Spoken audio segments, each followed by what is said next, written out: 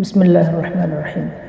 আজকে আমরা কোরবানির হাটের হাসিল বা খাজনা সম্পর্কীয় কিছু মাসআলা নিয়ে আলোচনা করব। আমাদের দেশের প্রচলন অনুযায়ী কিছু লোক কোরবানির হাট তারা ইজারা নিয়ে থাকেন।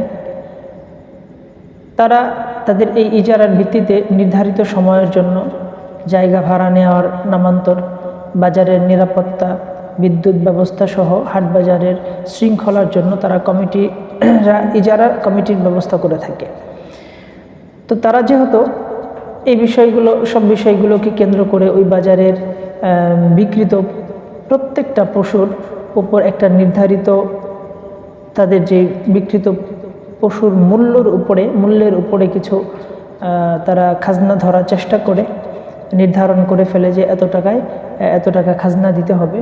তো সেই টাকার ভিত্তিতে তারা যে খাজনাটা নির্ধারণ করে ফেলে সেই খাজনা নেওয়াটা তাদের জন্য বৈধ, তাদের প্রাপ্য, অবশ্যই এটা তাদেরকে দিতে হবে।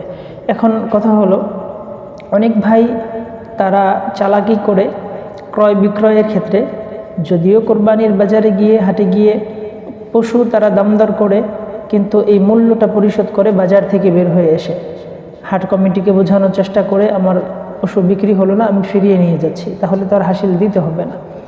বাহিরে এসে তারা এই মূল্য পরিশোধ করে এবং কোরবানির হাটের ইজারাদার যারা আছে তাদেরকে এই হাসিল ফাঁকি দেওয়ার চেষ্টা করে। এটা করার মাধ্যমে অবশ্যই আমি বলবো অন্যায় হবে, আর অন্যায় হওয়ার কারণে তারা গুনাহগার হবে। এটা উচিত হবে না, এটা ধোঁকা হবে। এই জন্য উচিত হলো অবশ্যই এই হাসিল যে কোনো মূল্যে পরিশোধ করার চেষ্টা করা, এরকম ধোঁকাবাজি না করা। তবে যদি কেউ কারোর বাড়ি থেকে অথবা রাস্তায় দাঁড়িয়ে ক্রয় করে ফেলে সেটা ভিন্ন কথা। বাজারে পৌঁছার আগেই ক্রয় করে ফেললে সেখানে হাসিল বা খাজনা দিতে হবে না।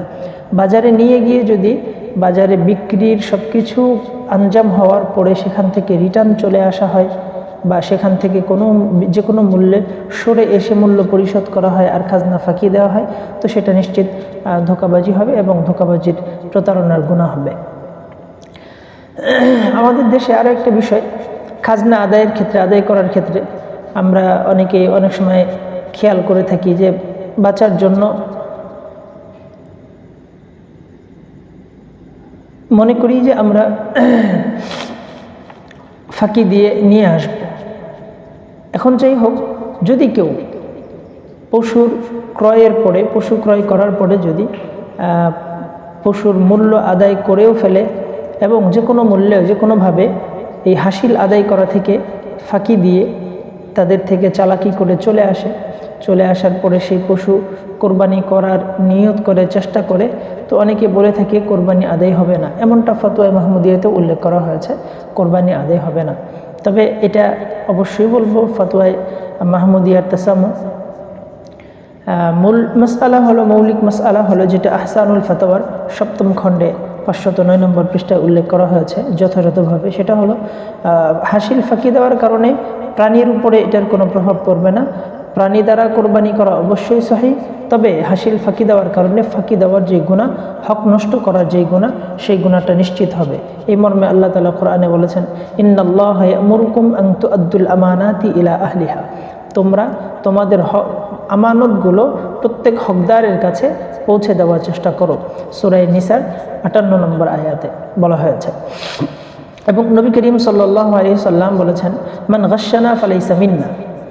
তিরমিজি শরীফের 1ম খণ্ডের 245 নম্বর পৃষ্ঠায় উল্লেখ করা হয়েছে, মান গাশশানা ফালাইসা মিন্না, যে ব্যক্তি আমার উম্মতকে ফাঁকি দেওয়ার চেষ্টা করবে, প্রতারণা করার চেষ্টা করবে, ফালাইসা মিন্না, সে ব্যক্তি আমি রাসূলের প্রকৃত উম্মতের অন্তর্ভুক্ত নয়। অতএব হাসিল ফাঁকি দেওয়া এটা নিশ্চয় ধমকির বিষয় এবং মারাত্মক অপরাধের বিষয়। সেটা ফাঁকি দেওয়ার কারণে নিশ্চিত সে গুনাহগার হবে। তবে হ্যাঁ, ফাঁকি দিয়ে যদি কেউ পশু বাজার থেকে বের করেই আনে, তবে সেটা দ্বারা কোরবানি করা জায়েজ। তবুও বলবো, এত বড় এক নেক আমল করার ক্ষেত্রে ছোট্ট অল্প কিছু টাকা আদায়, অল্প কিছু আবার নতুন করে দেওয়া, কোনো ব্যক্তির প্রাপ্য আদায় করতে নিজেকে কার্পণ্যতায় লিস্টে নাম লেখানো, এটা নিশ্চিত বোকামি হবে এবং অনুচিত একটা কাজ হবে। অতএব সকলের কাছে আহ্বান থাকবে, যদি কোরবানির হাট থেকে কোনো প্রাণী আমরা ক্রয় করে থাকি, তাহলে নিশ্চিত হাটের হাসিল যেগুলো আছে সেগুলো আমরা যথাযথ রূপে আদায় করব এবং মূল্য আদায়ের ক্ষেত্রেও বিক্রেতার কাছে আমরা মূল্য যথাযথ পৌঁছানোর চেষ্টা করব। কোনো প্রকারের ফাঁকি বা কারচুপি করার চেষ্টা করব না। আল্লাহ তাআলা আমাদের